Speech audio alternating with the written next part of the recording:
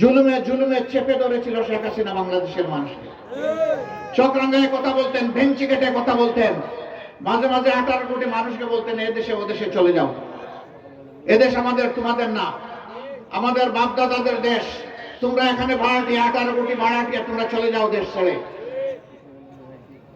বাড়ির মালিক কখনো দেশ ছেড়ে পালায় না, পালায় কারা?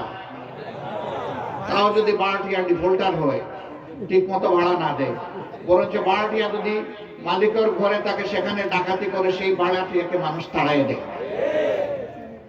তাড়াকে এখন তারা চলে গেছে দেশ ছেড়ে। মানুষ ভেবেছিল এবার একটু শান্তি পাবো, বলা দূর হলো। তো এক চুর একবার মারা গেছে। মারা যাওয়ার আগে তার যখন একটু মুমূর্ষ অবস্থা চলে আসছে, বুঝতেছে যে আমার এখন যাওয়ার পালা, গ্রামের সমস্ত মুরব্বীদেরকে ডেকে বলল যে বহু কষ্ট দিয়েছি, আসেন একটা কথা বলে যাই আপনাদের। তো সবাই আসছে, বলে যে আমাকে ক্ষমা করে দেন, আপনাদেরকে অনেক জ্বালাতন করেছি, তো এখন তো আর আপনাদের সম্পদ যা চুরি করেছি ফেরত দিতে পারবো না।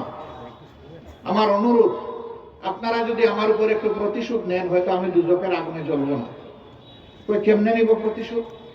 বলে যে আমি মরে গেলে আমারে কবরে দাফন করবেন না, গাছের ডালে ঝুলাইয়া রাখবেন, আর যে ওই দিকে যাবে সেজন্য একটা ঢিল মারে অথবা একটা জুতা ছুড়ে, তাহলে অন্তত আপনাদের কিছু দুঃখ দুর্দশা দূর হবে, আক্ষেপ দূর হবে।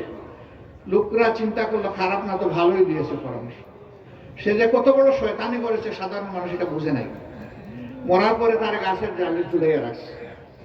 যখন পুলিশ খবর পাইছে যে যখন ঝুলানো হয়েছে এবং তাকে ইট মারা হচ্ছে, জুতা মারা হচ্ছে, পুলিশ এসে সারা গ্রাম ঘেরাও করেছে। ঘেরাও করে সব পুরুষদেরকে ধরে নিয়ে গেছে।